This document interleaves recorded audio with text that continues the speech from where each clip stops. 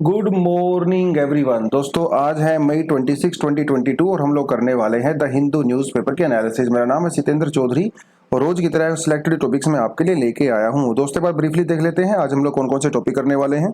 तो सबसे पहले बात रहने वाला है पेपर GS1 से sex work at a profession as a profession, ये सुप्रीम कोर्ट ने बोला है तो इसके बारे में जानेंगे। इसके साथ साथ थोड़ा सा देखेंगे आर्टिकल 142 के बारे में, आर्टिकल 21 के बारे में भी सुप्रीम कोर्ट क्या कहता है और क्या इंडिया में प्रोस्टिट्यूशन लीगल है या इलीगल है, थोड़ा इसके बारे में भी बात करने वाले हैं। आगे बढ़ते हैं। जीएस पेपर 2 से हम लोग करेंगे study is a boring now, क्योंकि एक गवर्नमेंट का सर्वे है तो इसके बारे में कुछ फैक्चुअल जानकारी लेने की कोशिश करेंगे। ठीक है, कोई खास इंपॉर्टेंट नहीं है, थोड़ा बहुत। इंडिया इसराइल रिलेशन के बारे में थोड़ा सा देखेंगे, एक इंटरव्यू के बारे में है ये। यहाँ पे थोड़ा सा आपको मैं बताऊंगा अब्राहम अकॉर्ड के बारे में भी, जिसके बारे में इस आर्टिकल में मेंशन किया गया है। अब्राहम अकॉर्ड क्या है, फिर देखेंगे एनआरसी इन इंडिया। तो ये रिपीटेड सा टॉपिक है, नया इसमें कुछ भी नहीं है, थोड़ा सा जानने की कोशिश करेंगे क्या है ये पूरा मामला। जो बच्चे नए हैं उनके लिए तो नया टॉपिक होगा, जो पुराने हैं उनके लिए रिपीटेड एक रिवीजन आपका हो सकता है। जीएसपी पेपर 3 से हम लोग करने वाले हैं मंकी पॉक्स वायरस के बारे में। एक्चुअली आज का एक्सप्लेन सेक्शन है तो इसको यहाँ से करेंगे। एमटीबी एक्ट के बारे में पढ़ेंगे।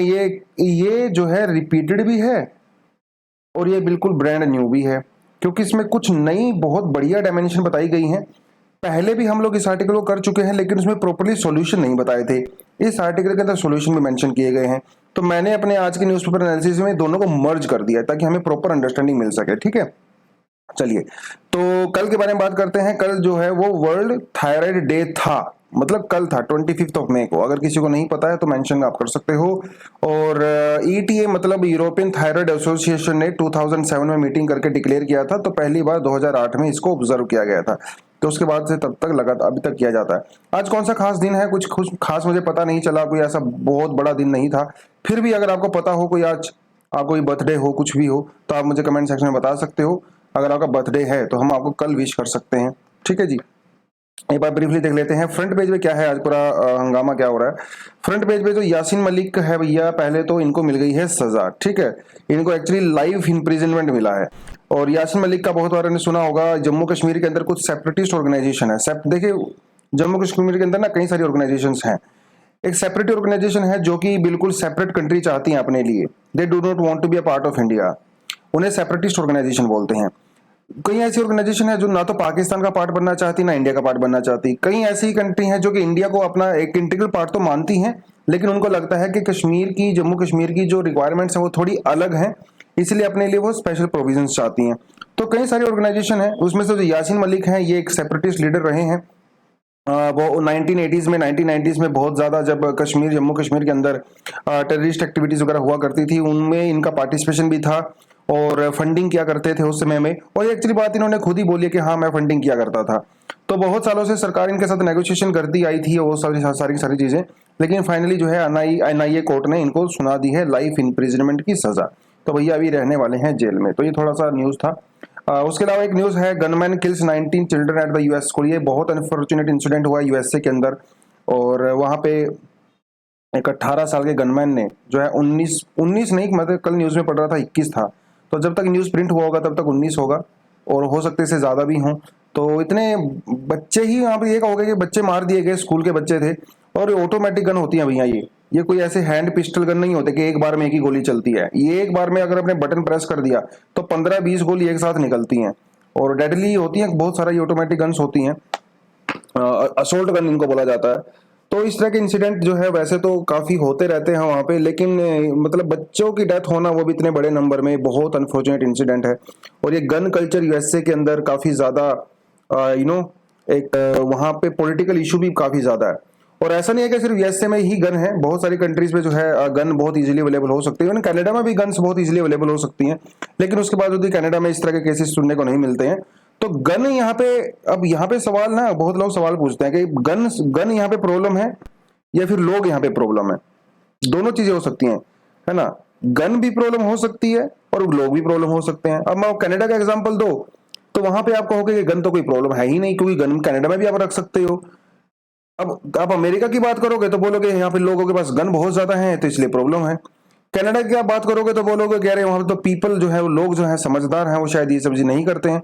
अमेरिका में बोलोगे कि नहीं, लोग जो है वो बेकार हैं, फ्रस्ट्रेटेड रहते हैं, अलोन रहते हैं, वो सारी सारी चीजें। तो ये सवाल जो है USA की पॉलिटिक्स में खूब चलता है कि गन अपने आप में खराब नहीं है, उन गन को यूज करने वाले लोग खराब हैं। ठीक है, तो लोगों को अवेयर करने की जरूरत है। आप कमेंट सेक्शन में अपना पॉइंट ऑफ व्यू बता सकते हो, क्या इतना ज्यादा फ्रीक्वेंटली गन कल्चर होना चाहिए। और एक सवाल ऐसा है जो कि बहुत ज्यादा पूछा जाता है एथिकल, जब डिस्कशंस डिबेट्स होती हैं तो उसमें सवाल ये पूछा जाता है कि विच सोसाइटी इज सेफर, विच, आप कमेंट सेक्शन में इसका आंसर जरूर दें मुझे अपनी अंडरस्टैंडिंग के हिसाब से। Which society is safer. अब यहां पे दो सोसाइटी हैं, कौन कौन सी सोसाइटी हैं? एवरीबडी, एवरीवन हैविंग वेपन और no one is having weapon. इनमें से कौन सी सोसाइटी ज्यादा सेफ है? वो सोसाइटी जिसमें सभी के पास वेपन्स हैं और वो सोसाइटी जिसमें किसी के पास भी वेपन नहीं है। कौन सी सोसाइटी सेफर है? आप ये थोड़ा कमेंट सेक्शन में मुझे जरूर बताएं। इसके ऊपर हम लोग कल थोड़ा सा डिस्कशन कर सकते हैं, तो इंटरेस्टिंग रहेगा। ठीक है, बाकी तो और कुछ था नहीं फ्रंट पेज पे, बाकी तो सब कुछ है नहीं। खैर आगे बढ़ते हैं, पहले पेज आर्टिकल के ऊपर बढ़ते हैं जो कि है 78% students found remote learning burdensome, ये सर्वे ने कहा है। और ये सरकारी सर्वे है, कोई ऐसे प्राइवेट सर्वे नहीं है। तो इनका कहना है कि भैया पेंडेमिक के दौरान जब बच्चे ऑफलाइन से ऑनलाइन में शिफ्ट हुए तो ऑनलाइन में अचानक से उनका जो स्टडी का मेथड था जो हमेशा से करते आ रहे थे वो पूरा चेंज हो गया। अभी आजकल जो है बच्चे मोबाइल के सामने बैठे रहते हैं और उसमें जो है टीचर को सुनते रहते हैं। I have seen so many students, वो क्या करते हैं, मोबाइल ऑन कर लेते हैं और उसके बाद वो अपना इधर उधर घूमते रहते हैं अटेंडेंस लगाने के बाद, और वो सारी की सारी चीजें है ना। तो लर्निंग का जो एक्सपीरियंस है वो कैसा रहा, कैसा नहीं रहा, लर्निंग का क्या इम्पैक्ट पड़ा, क्या नहीं पड़ा। तो मिनिस्ट्री ऑफ एजुकेशन ने जो है रिपोर्ट रिलीज की थी अंडर नेशनल अचीवमेंट सर्वे, NAS जिसको बोला जाता है, नास 2021 रिपोर्ट। तो इसमें इन्होंने ये कहा कि 45% से ज्यादा, मतलब 48-50% के लगभग बच्चे ऑनलाइन लर्निंग को काफी बर्डन मानते हैं। सॉरी 58 नहीं, 78% बच्चे मानते हैं कि भैया पढ़ाई बहुत बोरिंग होती है। उनका कहना है कि जब वो स्कूल में जाते थे, अपने दोस्तों से मिलते थे, हम एक दूसरे की हेल्प किया करते थे, उस समय पढ़ाई का मजा ही अलग हुआ करता था। तो वो चीजें यहाँ पे है। बाकी कुछ बच्चे कहते हैं कि हाँ भाई हमारे लिए पढ़ाई काफी फन भी है, क्योंकि देखिए फन कौन लोग बोल रहे हैं, फन वो बच्चे बोल रहे हैं जिनके पास खुद का डिजिटल डिवाइस है, उनके घर वालों ने उनको मोबाइल फोन दे रखा होगा या उनके पास एक्सेस होगा मोबाइल फोन का, तो उनको तो फन लगता होगा मे बी, है ना। थोड़ा बहुत क्लास देख लेते हैं, कुछ गेम खेल लेते हैं, वो सारी सारी चीजें। लेकिन ज्यादातर बच्चे कहते हैं कि ये बिल्कुल भी फन नहीं है, क्योंकि हम अब स्कूल में हम दूसरे की हेल्प कर सकते थे, अभी वो नहीं कर पाते हैं। इस सर्वे ने यह भी कहा कि पेंडेमिक की वजह से जब चीजें ऑनलाइन शिफ्ट हुई तो इसमें दो चीजें हुई। लैंग्वेज वाली जो परफॉर्मेंस है बच्चों की वो थोड़ी सी इंप्रूव हुई है, लेकिन जब आप बात करते हो मैथमेटिक्स की और साइंस की, यहां पे बच्चों की परफॉर्मेंस बहुत ज्यादा डाउन हुई है। उसके अलावा इस सर्वे ने यह भी कहा कि SC ST और OBC इनके बच्चों की लर्निंग वो जो थोड़ी मतलब वीक हुई है, कमजोर हुई है, जबकि जनरल कैटेगरी के स्टूडेंट ने जो है अच्छा परफॉर्म किया है as compare to SC ST और OBC स्टूडेंट्स। ये आप यहाँ पे कुछ कर सकते हो, ठीक है। उसके अलावा स्कोर इन्होंने बताया, ये तो सब याद करने की जरूरत नहीं है, लास्ट सेंटेंस को आप रिमूव कर सकते हो। तो इस तरह के कुछ फैक्ट्स हैं, क्योंकि ये गवर्नमेंट सर्वे है। तो अगर आप UPSC में मेंस में क्वेश्चन आता है इस तरह का कि impact of pandemic on education और स्कूल लर्निंग, आप डेफिनेटली इस तरह का एक दो फैक्ट अगर आपको याद रहता है तो आप एग्जाम में उसको डाल सकते हो, ठीक है जी। चलिए अगला जो न्यूज हमारे सामने वो है supreme court recognises sex work as a profession. तो सुप्रीम कोर्ट ने अभी कई सारी बातें यहाँ पे बोली हैं। सुप्रीम कोर्ट ने ये कहा कि भैया जो आर्टिकल 21 है which talk about right to life and dignity, तो इनका कहना है कि जो प्रोस्टिट्यूट्स होती हैं, सेक्स वर्कर्स होती हैं, उनको भी उतना ही अधिकार है जितना आम आदमी को अधिकार है। तो पुलिस उनको जो है ज्यादा उनको काम में अड़ंगा ना अड़ाए। मतलब ये कहना ये है कि देखो sex workers are entitled to equal protection of the law, criminal laws must apply equal to the all cases on the basis of age and the consent. तो इनका कहना है कि यूजुअली समाज में ऐसा माना जाता है कि जो सेक्स वर्कर्स होती हैं वो 100% जो है वो ट्रैफिक करके लेके आई गई हैं और मजबूरी में जो है वो प्रोस्टिट्यूशन करती हैं। लेकिन सुप्रीम कोर्ट का कहना है कि ऐसा हमेशा सही नहीं होता। बहुत सारी वीमेन ऐसी होती हैं जो सेक्स वर्कर बनती हैं या प्रोस्टिट्यूशन के अंदर एंट्री करती हैं अपनी खुद की मर्जी से। अगर उनकी एज 18+ होती है और अगर वो अपनी मर्जी से आती हैं, कंसेंट के साथ आती हैं, तो आप उनको क्रिमिनल नहीं बोल सकते, ठीक है। हाँ, जिनकी उम्र 18 साल से कम होती है और जो जबरदस्ती लाई गई होती हैं उनके ऊपर जो है अलग कानून जो है वो चलते हैं। ये कहा गया है सुप्रीम कोर्ट ने आर्टिकल 142 का यूज करके। और आर्टिकल 21 का उन्होंने हवाला दिया है कि राइट टू लाइफ, डिग्निटी, वो सारी चीजें हैं। तो इनका कहना है पुलिस को अननेसेसरली किसी को भी हार्म नहीं करना चाहिए। जैसे ब्रोथल्स वगैरह होते हैं और आप ब्रोथल पे जब पुलिस वाले रेड मारते हैं तो वहां पे सबको पकड़ के ले आते हैं। और एक चीज यहाँ पे और देखिए आप, जो ब्रोथल के अंदर अगर 18 साल से कम का कोई बच्चा होता है तो ऐसा यूजुअली मान लिया जाता है कि उसको आप इलीगली कहीं से पकड़ के लाए हो, लेकिन ऐसा भी तो हो सकता है कि वो किसी सेक्स वर्कर का ही बच्चा हो। तो अगर ये प्रूफ हो जाता है कि सेक्स वर्कर का ही बच्चा है तो आप उसको उसकी फैमिली से दूर नहीं कर सकते। यूजुअली क्या होता है, पुलिस जब रेड करती है तो 18 साल से कम के जो भी वहां पे बच्चे होते हैं उनको सेपरेटली उसको रिफॉर्म हाउस में भेज देती है ना। रिफॉर्म जो घर होते हैं, सुधार गृह जिसको हिंदी में बोला जाता है। लेकिन उनका कहना है सुप्रीम कोर्ट का ऐसा नहीं किया जाना चाहिए। अगर वो 18 साल से कम है तो आप उसको उसकी मम्मी के साथ, उनके साथ रहने दीजिए। तो ऐसा कुछ उन्होंने कहा है। दूसरी बात इन्होंने ये भी कही है कि अगर कोई सेक्स वर्कर, अगर उसके ऊपर से कोई फिजिकल वायलेंस होता है और वो पुलिस के ऊपर कंप्लेंट लिखवाती हैं तो उसको एज अ क्रिमिनल कंप्लेंट ही लॉन्च किया जाना चाहिए। ये नहीं माना जाना चाहिए कि नहीं हम लोग आपको नहीं, क्योंकि रिकॉग्नाइज नहीं करते हैं तो इसलिए हम आपकी कंप्लेंट नहीं लिखेंगे। और उनको पूरा प्राइवेसी का अधिकार भी है। आप उनका मेडिकल चेकअप कराइए, उनकी प्राइवेसी को बिल्कुल भी, उनकी उनकी प्राइवेसी को प्रोटेक्ट कीजिए, उनके नाम को आप रिवील नहीं कर सकते। तो जो अधिकार आम आदमी को होते हैं वही अधिकार इनको भी होने चाहिए अगर वो सेक्स वर्कर अपनी मर्जी से उस प्रोफेशन में आई है और अगर उसकी उम्र 18 साल से ज्यादा है। तो ये कुछ इन्होंने यहाँ पे कहा है। बाकी आर्टिकल 142 के तहत सुप्रीम कोर्ट ने ये बात बोली है। आर्टिकल 142 किसकी बात करता है? आर्टिकल 142 बात करता है कंप्लीट जस्टिस की, और ये बहुत ही पावरफुल आर्टिकल है। यूजली बहुत ज्यादा न्यूज में नहीं रहता क्योंकि आर्टिकल 142 काफी कम यूज किया जाता है सुप्रीम कोर्ट के द्वारा। देखिए, जब सुप्रीम कोर्ट आर्टिकल 142 यूज करता है ना, तो जितने भी कानून बने होते हैं या उससे पहले सुप्रीम कोर्ट की कोई भी जजमेंट होती है उन सबको जो है ओवर पावर कर सकता है आर्टिकल 142। तो सुप्रीम कोर्ट अगर चाहे तो आर्टिकल 142 का यूज करके किसी भी केस में वर्डिक्ट सुना सकती है। वह वो चाहे कि सुप्रीम कोर्ट का पहले से हाई कोर्ट के अंडर में हो, सरकार ने कोई कानून बनाया हो, और ये किया जाता है कंप्लीट जस्टिस के लिए। जरूरी नहीं है कि उसके लिए कानून हो या ना हो, डजेंट मैटर। अगर आर्टिकल 142 यूज होता है, और आर्टिकल 142 का कई बार क्रिटिसाइज भी किया जाता है कि इसका यूज करके कई बार सुप्रीम कोर्ट ना जुडिशियल एक्टिविज्म करता है, जुडिशियल ओवर रीच करता है, लेजिस्लेचर और एग्जीक्यूटिव के काम के अंदर जो है टांग अड़ाता है। ऐसा भी कहा जाता है आर्टिकल 142 में। जैसे मान लो आप एक आध एग्जांपल दे सकते हो आर्टिकल 142 का, जैसे दिवाली के ऊपर जो है फायर क्रैकर्स को बैन लगा देना, या फिर आप ये कहिए जो नेशनल हाईवे थे, जो स्टेट हाईवे थे, वहां पे जो लिकर शॉप्स होती हैं उनको बैन कर देना। ये आर्टिकल 142 का यूज बहुत बार यूज किया जाता है। तो मैंने आपको एक दो ऐसे एग्जांपल दिए, और इनको कई बार क्रिटिसाइज इसलिए किया जाता है क्योंकि जब सुप्रीम कोर्ट इस तरह के फैसले लेता है, यूजुअली ये जो काम या तो लेजिस्लेचर का होता है और एग्जीक्यूटिव का होता है, तो थोड़ा सा किया जाता है। अब 142 के अंदर ही इसको कहा गया है। इवन एक लेटेस्ट केस आपको बताता हूं, जो तमिलनाडु के अंदर जो पेरीविरलन का जो अभी रिलीज किया गया है, जो कि राजीव गांधी हत्याकांड में शामिल थे, उनको भी आर्टिकल 142 का यूज करके सुप्रीम कोर्ट के द्वारा रिलीज किया गया। हालांकि उनकी जो प्ली थी वो गवर्नर के पास पेंडिंग थी, उसके बावजूद भी गवर्नर की पावर को ओवरकम कर दिया गया, ओवरटेक कर लिया गया by supreme court by using the article 142 in the name of complete justice. ठीक है, तो ये थोड़ा आपको पता होना चाहिए। बाकी आर्टिकल 21 का तो आपको पता ही है, it's a fundamental right. Yes, किसकी बात करता है? प्रोटेक्शन ऑफ लाइफ की बात करता है, पर्सनल लिबर्टी की बात करता है। No person shall be deprived of his life और personal liberty except according to the procedure established by law. मतलब किसी भी इंसान को तब तक उसकी पर्सनल लिबर्टी से डिप्राइव नहीं किया जा सकता जब तक कानून परमिशन नहीं देता है। हाँ, कानून परमिशन देता है तो फिर किया जा सकता है, क्योंकि कोई भी फंडामेंटल राइट एब्सोल्यूट नहीं होता। तो किसको अवेलेबल होता है? ये हर आदमी को अवेलेबल होता है, हमारे सिटीजन को भी अवेलेबल होता है, और फॉरेनर्स को भी अवेलेबल होता है। क्योंकि देखिए, डिग्निटी का अधिकार तो फॉरेनर को भी है ना, आपको ही तो खाली अधिकार नहीं है। तो कुछ फंडामेंटल राइट ऐसे हैं इंडिया में जो सिर्फ सिटीजन के लिए अवेलेबल है, कुछ ऐसे हैं जो फॉरेनर्स के लिए भी अवेलेबल हैं। तो उनमें से आर्टिकल 121 भी फॉरेनर्स के लिए अवेलेबल होता है।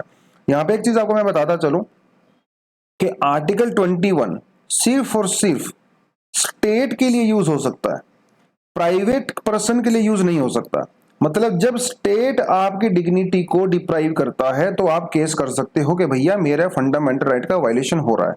लेकिन कोई प्राइवेट पर्सन है ना, कोई प्राइवेट पर्सन अगर वो आपके अधिकारों का वायलेशन करता है तो उसके तहत आप आर्टिकल 21 के अंदर सुप्रीम कोर्ट में नहीं जा सकते कि देखिए सर इस आदमी ने मुझे थप्पड़ मारा, मैं आर्टिकल 21 लगाइए। नो, उस केस में 21 नहीं लग सकता, सिर्फ स्टेट के अगेंस्ट में लग सकता है। स्टेट का मतलब क्या होता है? स्टेट का मतलब होता है जैसे गवर्नमेंट डिपार्टमेंट्स, है ना, लोकल बॉडीज, लेजिस्लेचर, इन सबको स्टेट बोला जाता है। उसके अलावा सब जो है प्राइवेट इंडिविजुअल होते हैं। ठीक है, तो ये मतलब होता है इसका। आगे बढ़ते हैं। तो क्या प्रोस्टिट्यूशन इंडिया में लीगल है या इलीगल है? इसके लिए हमारे पास एक कानून है जिसे कहा जाता है immoral traffic prevention act, ITPA। ITPA का कहना है कि भैया जो सेक्स वर्क है इट इज लीगल, लेकिन ब्रोथल को चलाना, ठीक है, इज इलीगल। अगर कोई औरत इंडिविजुअल कैपेसिटी में अगर वो प्रोस्टिट्यूशन का काम करती है इट इज कंप्लीटली लीगल, कोई दिक्कत नहीं। लेकिन अगर 5, 10, 20 औरतें इकट्ठा होके किसी बिल्डिंग के अंदर अगर वो ब्रोथल चलाती हैं इट इज इलीगल। ये एक तो आपको ये पता होना चाहिए। ठीक है, तो प्रोस्टिट्यूशन इंडिया में इलीगल नहीं है, ठीक है, कानून तौर पे जो चीज इलीगल आपको मैंने बता दिया। उसके अलावा और भी कई सारी चीजें ITPA के अंदर कही गई हैं कि जैसे मान लो कोई आदमी है वो 18+ है, ठीक है, और वो जो है इस काम में इन्वॉल्व है, ठीक है, और वो जैसे कोई औरत है वो पैसा कमा रही है प्रोस्टिट्यूशन का यूज करके, उसका यूज करता है पैसे का, तो उसको डेफिनेटली सजा वगैरह सुनाई जा सकती है। तो इसके अंदर जो है कई सारी चीजें होती हैं, ठीक है। और जैसे अब रेड वगैरह वहाँ पे पुलिस की रेड करती है तो हरासमेंट वगैरह होता है, वो भी सब यहाँ पे रिकॉग्नाइज किया गया है। ठीक है, तो ये थोड़ी चीजें हैं। बाकी इसके कुछ प्रोज भी हैं, कुछ कॉन्स भी हैं, आप दोनों चीजें यहाँ पे पढ़ सकते हो। बहुत सारी वीमेन ऑर्गेनाइजेशंस ऐसी हैं जो कि प्रोस्टिट्यूशन को लीगल करने के फेवर में है। उनका कहना है कि अगर प्रोस्टिट्यूशन लीगल होगा, देखिए प्रोस्टिट्यूशन को दुनिया का सबसे पुराना जो है प्रोफेशन माना जाता है, सबसे पुराना, राइट। और तो वीमेन ऑर्गेनाइजेशन यही कह रही हैं कि भैया अगर आप इसको रेगुलेट करोगे, आप इसको लीगल करिए, रेगुलेट करिए, ठीक है, ताकि जो वहां पे हरासमेंट होता है वो कम हो सकता है। प्रॉब्लम कब होती है? देखिए प्रोस्टिट्यूशन तो वैसे प्रोस्टिट्यूशन को आप बंद तो नहीं कर सकते, लेकिन अगर आप प्रोस्टिट्यूशन को इलीगल करोगे तो अंडरग्राउंड होगा। और उसके बाद अगर किसी प्रोस्टिट्यूशन का अगर सेक्सुअल हरासमेंट होता है, उसके अगेंस्ट में फिजिकल वायलेंस होता है, तो वो जो है पुलिस के पास नहीं जा सकती, क्योंकि उसको लीगली रिकॉग्नाइज नहीं किया गया है। तो ये इसीलिए वीमेन ऑर्गेनाइजेशन बोल रही हैं बहुत सारी कि इसको लीगल डिक्लेयर किया जाए। अगर वो अपनी मर्जी से आई है, वो 18+ है, तो आप उसको भैया क्यों नहीं रिकॉग्नाइज कर रहे? आप उसको आई कार्ड दीजिए, उसका आधार बनवाइए, उसको प्रॉपर तरीके से सारी फैसिलिटी दीजिए जो कि सिटीजन को अधिकार दिए जाते हैं। तो यहाँ पे कुछ कुछ बातें के लिए बोली गई हैं, ठीक है, तो थोड़ा आप इसको पढ़ सकते हो, प्रोज एंड कॉन्स। चलिए, यहाँ पे एक सवाल है जो कि 2019 में पूछा गया था, हम ये यूपीएससी का क्वेश्चन है, ठीक है। क्वेश्चन आपके सामने है, ऑप्शन आपको दिए हुए हैं, बस सही आपने चुनना है। और ये आर्टिकल 142 के बारे में है। With reference to the constitution of India, prohibitions or the limitations or the provisions contained in ordinary law cannot act as a prohibition or limitation on the constitutional powers under 142. It could mean which of the following? 2019 का question है, फटाफट से पढ़िए इसको, screen को pause कीजिए video को और कमेंट सेक्शन में मुझे बताइए। कल हम लोग इसके बारे में डिस्कस करेंगे, ठीक है। तो एक एमसीक्यूज आपका यहाँ पे हो गया। अगला जो आर्टिकल है दोस्तों वो है मंकी पॉक्स के बारे में। आजकल काफी ज्यादा न्यूज में है मंकी पॉक्स, खासकर यूरोपियन कंट्रीज में, ठीक है। इवन बेल्जियम एक पहला ऐसा कंट्री बन गया है जो इन्होंने जो है अगर आप बेल्जियम के अंदर यात्रा करते हो, कहीं बाहर से जाते हो, खासकर यूरोपियन कंट्री से, तो आपको क्वारंटीन में रखा जाएगा। तो बेल्जियम ऐसा पहला कंट्री भी बन गया मंकी पॉक्स को लेके। तो मंकी पॉक्स के बारे में कुछ इन्फॉर्मेशन यहाँ पे दिया हुआ है, थोड़ा बहुत इसको हम लोग पढ़ सकते हैं। पहली बात तो ये जानने की जरूरत है कि मंकी पॉक्स जो है वो नया वायरस नहीं है, ठीक है, ये पुराना वायरस है। इसको पहली बार 1957 में 1958 में इसको पहली बार आइडेंटिफाई किया गया था। और ये कौन सी फैमिली से आता है? ये आता है पोक्स वायरस फैमिली से आता है, ठीक है, पोक्स वायरस फैमिली से आता है। कहां पे इसको देखा गया था? सबसे पहले ब्राजील के अंदर, ठीक है। तो डेमोक्रेटिक रिपब्लिक ऑफ कॉन्गो पहला ह्यूमन केस आया था। देखिए, मंकीज के अंदर रिकॉग्नाइज किया गया था 1958 में, लेकिन मंकीज से इंसानों के अंदर पहली बार कब आया था? 1970 में केस हुआ था। और ऐसे डिसीज जो जानवरों से इंसानों के अंदर आते हैं उन्हें कहा जाता है जूनोटिक डिसीज।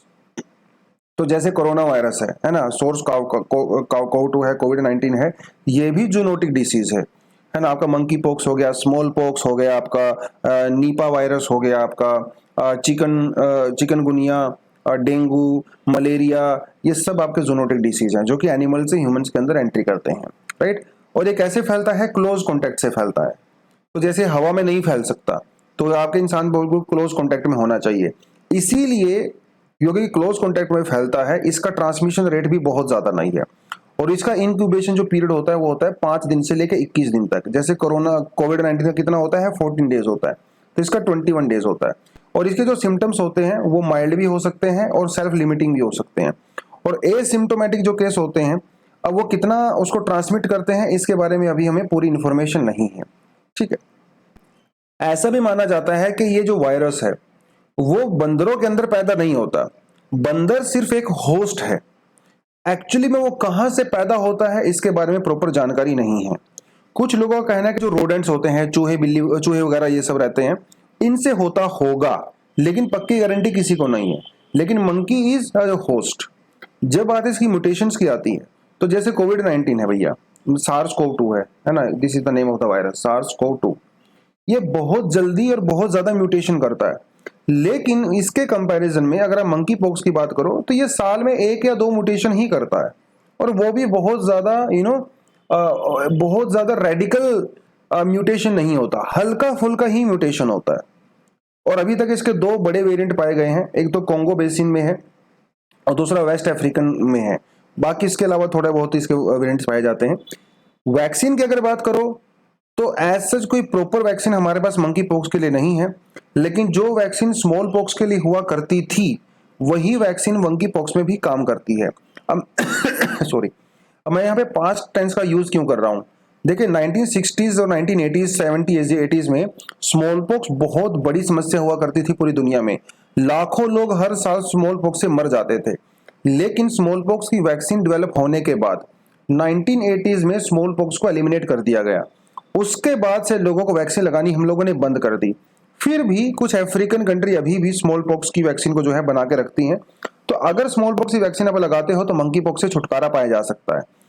अब बात यह है कि जो लोग 1980s के बाद में पैदा हुए, 1990s में पैदा हुए, तो उनको स्मॉल पॉक्स का वैक्सीन किसी को लगाया जाता है, किसी को नहीं लगाया जाता। तो जिसको लगाया जाता है तो उसको पहले से प्रोटेक्शन है, ठीक है, लेकिन बहुत ज्यादा ट्रांसमिट नहीं हो सकता। तो हम लोग ये नहीं कहेंगे कि आने वाले समय में हम लोग एक और नया वैक्सीन लगवाएंगे मंकी पॉक्स के लिए, क्योंकि ये काफी सेल्फ कंटेनिंग होता है, सेल्फ लिमिटिंग होता है, बहुत ज्यादा ट्रांसमिशन इसका नहीं होता है, तो जल्दी ही ठीक हो जाएगा, कोई नया समस्या नहीं है। Let's hope for the better. आगे बढ़ते हैं। Palestine issue doesn't diminish Israel India relationship. तो ये किसका कहना है? ये कहना है टैमी बेन हमीम, ये कॉन्सुल है जनरल ऑफ इजराइल की, ठीक है। तो इनका इंटरव्यू चल रहा था बेसिकली चेन्नई में, और इनसे कुछ सवाल पूछे गए, तो उस सवाल के बारे में ही ये जवाब दे रही थी, जो हम लोगों को यहाँ पे थोड़ा सा पता होना चाहिए, क्योंकि वैसे तो देखिए कोई इशू नया नहीं है, पुराना इशू है, राइट। और जब इंडिया इजराइल की बात करते हैं तो भैया हमारे बहुत गहरे रिश्ते हैं इंडिया इजराइल की, है ना, खासकर एग्रीकल्चर, डिफेंस और साइबर सिक्योरिटी के अंदर। बट अगर हम लोग पैलेस्टाइन की बात करते हैं तो उस पे इंडिया का क्या स्टैंड है? देखिए, आजादी के बाद से ही पैलेस्टाइन को लेके इंडिया का एक बहुत ही जबरदस्त स्टैंड रहा है। इंडिया एक्चुअली पाकिस्तान को पैलेस्टाइन कोज को सपोर्ट करता है। इंडिया का कहना है कि यस, मतलब मोटे मोटे तौर पे इंडिया का यह कहना है कि पैलेस्टाइन होना चाहिए, और जो अरब लोग हैं, जो पैलेस्टीनियन लोग हैं, उनको उनका राज्य मिलना चाहिए। इंडिया एक्चुअली 2 स्टेट थ्योरी में बिलीव करता है, एक इजराइल होना चाहिए और एक पैलेस्टाइन होना चाहिए। लेकिन इंडिया कहता है कि सारे का सारा सॉल्यूशन जो है वो पीसफुल तरीके से होना चाहिए। अब इस बात से इजराइल के लोगों में थोड़ा बहुत ऐतराज है इंडिया को लेके, लेकिन बेन हमीम का यही कहना है कि देखो, इंडिया की जो पैलेस्टाइन को लेके अप्रोच है वो अलग है, लेकिन वो हमारे पर्सनल रिश्तों को बिल्कुल भी इम्पैक्ट नहीं करते हैं।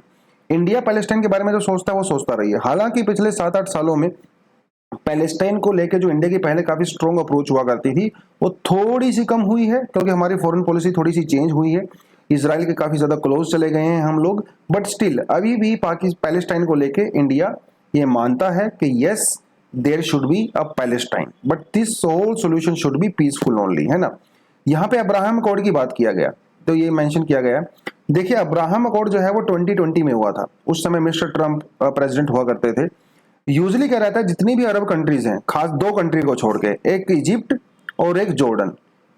जॉर्डन ने 1994-1995 के आसपास जो है पीस अकॉर्ड किया था इजराइल के साथ, और इजिप्ट ने जो है वो 1979 में किया था, जिसके बाद ये दोनों कंट्री इजराइल को रिकॉग्नाइज करती हैं। और इनके बीच में पीसफुल अग्रीमेंट भी है।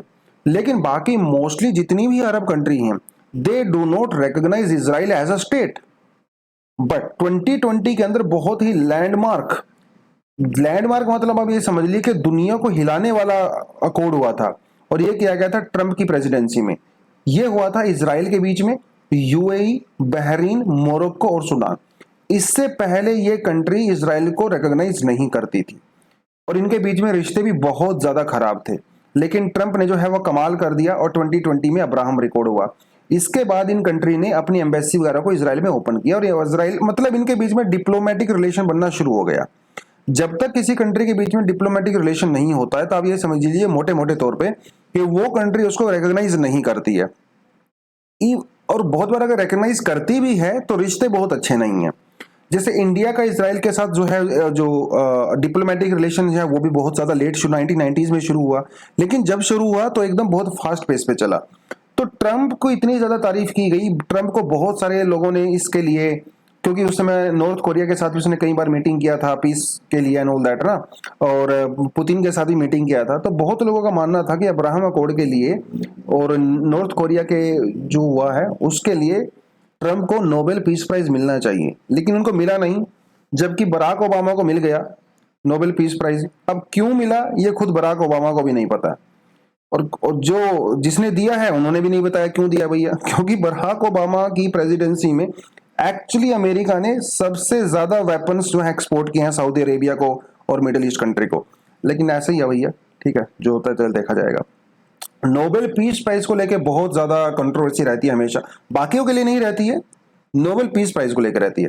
जैसे इस समय अगर एक और एग्जांपल आपको दूं, जो है हम लोग जब बात करते हैं अफ्रीकन कंट्री की, तो वहां पे अब्बास आजकल है ना जो इशू चल रहा है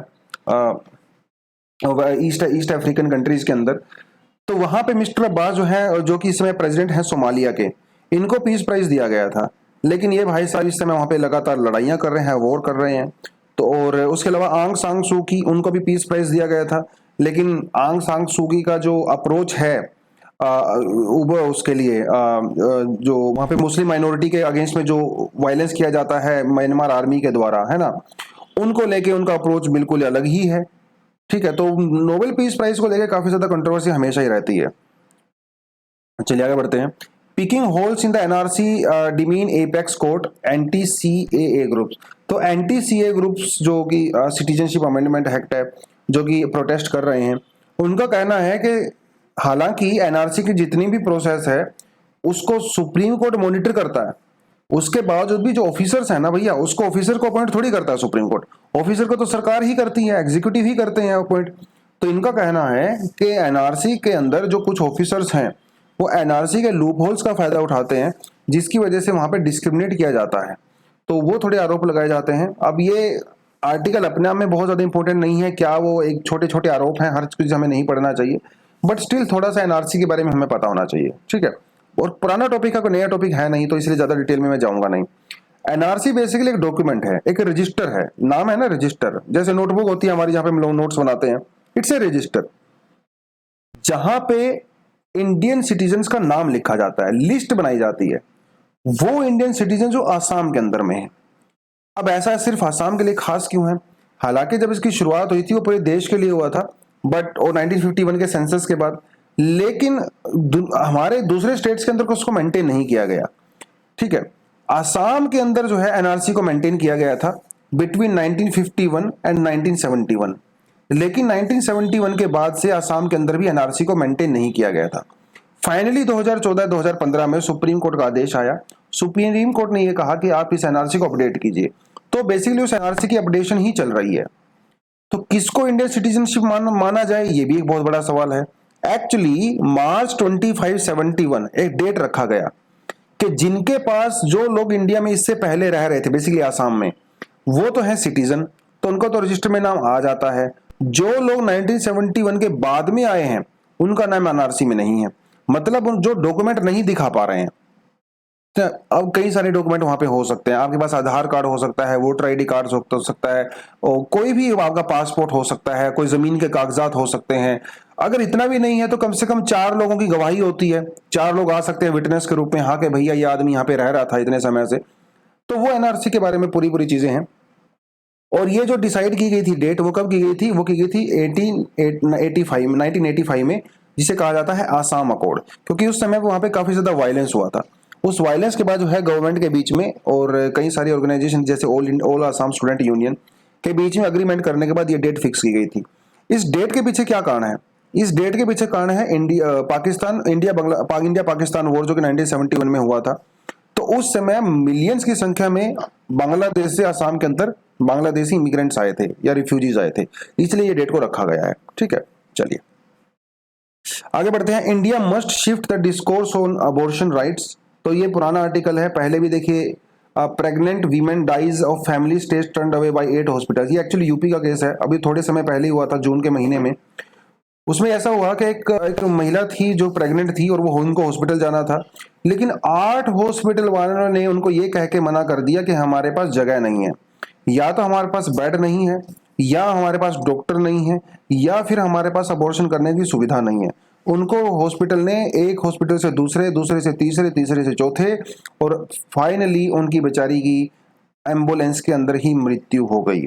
ये उत्तर प्रदेश का केस है, बहुत ही मतलब दिल दहलाने देने वाला केस है। और ऐसे और भी बहुत सारे केस आते रहते हैं। देखिए, pregnant women dies in the auto rickshaw. अब देखिए, हमारे यहाँ पे वीमेन की जब हम मोर्टेलिटी की बात करते हैं, ये सारी की सारी चीजें भी होती हैं।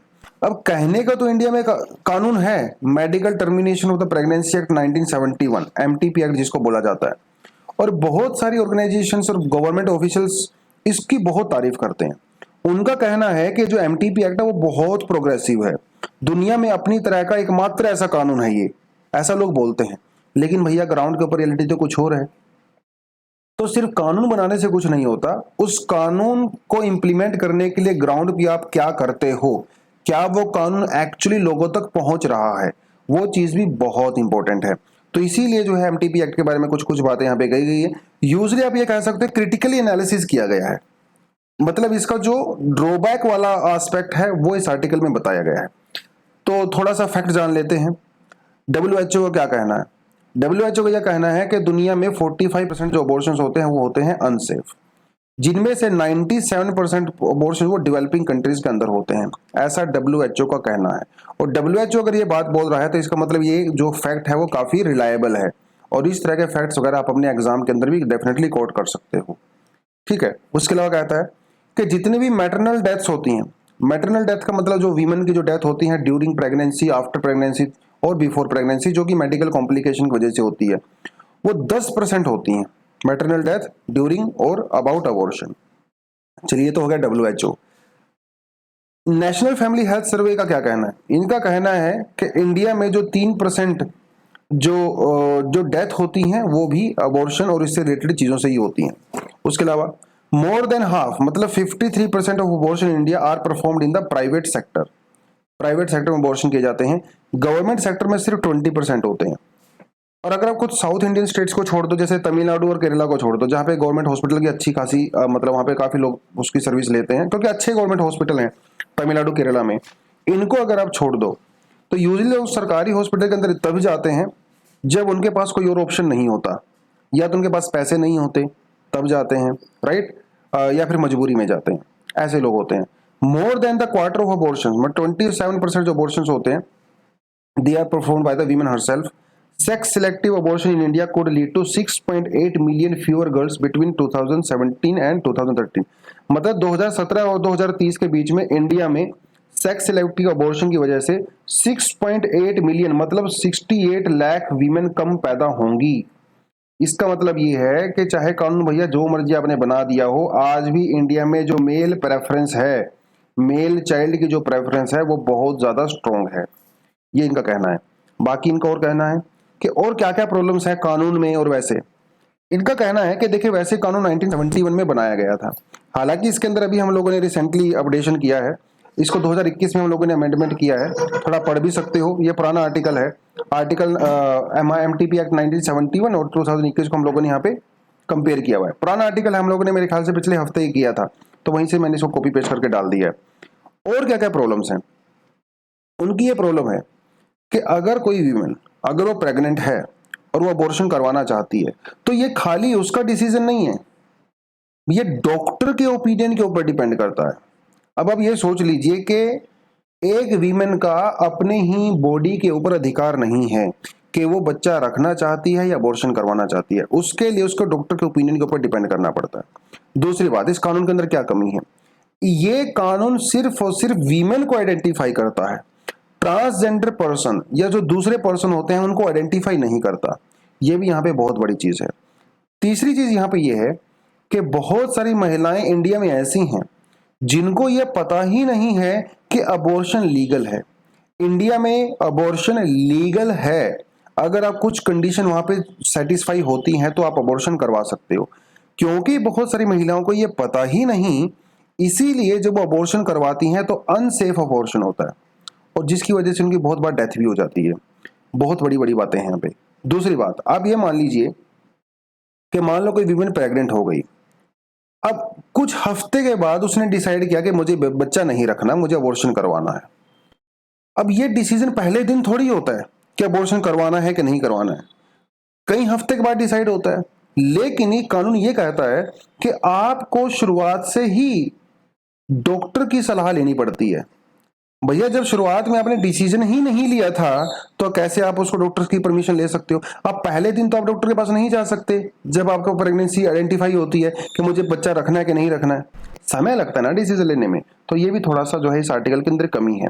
बाकी अनमैरिड और ट्रांसजेंडर का मैंने आपको बता ही दिया, एक स्टिग्मा होता है बहुत बार जो डॉक्टर्स के पास, जो अनमैरिड वीमेन होती हैं जो प्रेग्नेंट हो जाती हैं, ये जो ट्रांसजेंडर लोग होते हैं वो प्रेग्नेंट हो जाते हैं, तो जब वो डॉक्टर के पास जाते हैं तो डॉक्टर बेसिकली अबॉर्शन करता ही नहीं है ना। एक स्टिग्मा है कि हमारी सोसाइटी में स्टिग्मा है कि एक अनमैरिड वीमेन कैसे प्रेग्नेंट हो गई, तो डॉक्टर वहां पे अपना ज्ञान झाड़ने लगता है। इसके लिए भी इन्होंने लिखा हुआ है, ज्ञान झाड़ने के लिए इन्होंने लिखा है कि जो डॉक्टर्स वगैरह होते हैं, जो हेल्थ केयर प्रोवाइडर्स होते हैं, वो बहुत बार अपनी खुद की मोरालिटी झाड़ने लगते हैं और बोलते हैं कि अपने हस्बैंड को लेके आओ, अपने पेरेंट्स को लेके आओ। अरे बिना हस्बैंड के, बिना पेरेंट्स के क्या उसको अधिकार नहीं है अबॉर्शन करवाने का? कानून तो कहता, अभी जो नया कानून आया वो कहता है कि हाँ अधिकार है। अब हेल्थ वर्कर प्रोवाइडर्स का काम क्या है? हेल्थ सर्विसेज देना, उनका काम मोरालिटी झाड़ना नहीं है, ऐसा इस आर्टिकल का कहना है। हालांकि ये चीज हम लोगों ने 2021 के अंदर आइडेंटिफाई की है, तो अनमैरिड वीमेन और या फिर मैरिड वीमेन, उसको अपने पेरेंट्स की परमिशन की रिक्वायरमेंट नहीं है, आप जाइए अबॉर्शन करवा सकते हो, डॉक्टर अगर अलाउ करता है तो। अब ये सारी की सारी चीजें, अब देखिए इंडिया में चाहे कानून जितना मर्जी बन गया हो, आज भी इंडिया में बहुत सारे छोटे बड़े ऐसे बहुत सारे लाखों क्लिनिक्स हैं जो कि अल्ट्रासाउंड करते हैं और आपको ये बता सकते हैं कि आपके पेट में लड़का है या लड़की है, वो सारी की सारी चीजें। तो समस्याएं आपको पता चल गई, ठीक है, समस्याएं बहुत सारी हैं। अब उस समस्या का सॉल्यूशन क्या है जो कि इस आर्टिकल के अंदर बताया गया है? सॉल्यूशन यही है, अभी तक जो अबॉर्शन को हम लोग कंसिडर करते थे वो फैमिली प्लानिंग से कंसिडर करते थे कि फैमिली प्लानिंग के लिए अबॉर्शन करवाना चाहिए कि नहीं करवाना चाहिए, जबकि अबॉर्शन फैमिली प्लानिंग से एक स्टेप आगे होता है। ये आपकी सेक्सुअल हेल्थ की बात करता है, रिप्रोडक्टिव हेल्थ की बात करता है, वीमेन राइट की बात करता है। तो पहले तो इसके आसपास जो चीजें डिबेट होती हैं उनको चेंज करने की जरूरत है। दूसरी बात, सिर्फ एक कानून सफिशिएंट नहीं है, सिर्फ कानून सफिशिएंट नहीं है, रिप्रोडक्टिव जस्टिस की बात भी यहाँ पे की जानी चाहिए। We must improve our health system to ensure good quality and the respectful abortion care, है ना। तो ये इन्होंने कुछ बातें बोली हैं। बाकी कुछ कंट्री ऐसी हैं तो लीगल स्टेटस क्या है, जैसे इराक, फिलीपींस, जमैका वगैरह में कंप्लीटली प्रोहिबिटेड है, अबॉर्शन आप नहीं करवा सकते। मैक्सिको, ब्राजील, युगांडा, सोमालिया वगैरह में आप करवा सकते हो अगर वीमेन की लाइफ के ऊपर थ्रेट है। उसके अलावा पाकिस्तान, सऊदी अरेबिया, पोलैंड वगैरह, कोलंबिया वगैरह में आप करवा सकते हो प्रिजर्व हेल्थ को प्रिजर्व करने के लिए। उसके अलावा जैसे इंडिया, जापान, इथोपिया वगैरह में भी करवाया जा सकता है अबॉर्शन कुछ खास कंडीशंस में। उसके अलावा जो बहुत सारी कंट्री है जैसे ऑस्ट्रेलिया, थाईलैंड, यूएसए वगैरह, यहाँ पे लगभग आप ये कह सकते हो अबॉर्शन अलाउड है, ठीक है। ये पुराना आर्टिकल है, मैंने वहीं से उठाया है। बाकी एमटीपी एक्ट के बारे में थोड़ा बहुत आप जान सकते हो, जो हम लोगों ने पुराने आर्टिकल था और कुछ नए चेंजेस किए हैं, ठीक है, तो आप डेफिनेटली जान सकते हो। और इस आर्टिकल के अंदर क्या क्या इश्यूज हैं वो भी आपको जान सकते हो, ठीक है। तो कुछ आर्टिकल मैंने आपके लिए अलग से यहाँ पे डाल दिया है। उसके अलावा कुछ एडिशनल आर्टिकल हैं, अगर आप पढ़ना चाहो तो देखिए यूएसए ताइवान को लेकर आज एक एक्सप्लेन्ड सेक्शन आया है। मैं रिकमेंड नहीं करूंगा इसको पढ़ना, लेकिन अगर आपके पास समय है तो इस बार एक बार ऊपर सरफेस से थोड़ा बहुत देख सकते हो। कुछ आर्टिकल एडिशनल हम लोगों ने आपके लिए और भी डाल दिए हैं, अगर आपका पढ़ने का मन करे तो इनको भी पढ़ सकते हो। तो दोस्तों आज के लिए इतना ही है और इसमें कुछ नया है नहीं। अगर आपका एनालिसिस पसंद आया तो वीडियो को लाइक जरूर करें। जो एमसीक्यू आपसे पूछा है उसका आंसर आप जरूर दें, कल उसके बारे में डिस्कशन करेंगे। और कल फिर बुद्धिज्म को लेके कुछ नए एमसीक्यूज हम लोग ऐड करने वाले हैं। ठीक है, आज के साथ इतना, आज के एनालिसिस में इतना ही। Thank you very much, all the best, जय हिंद।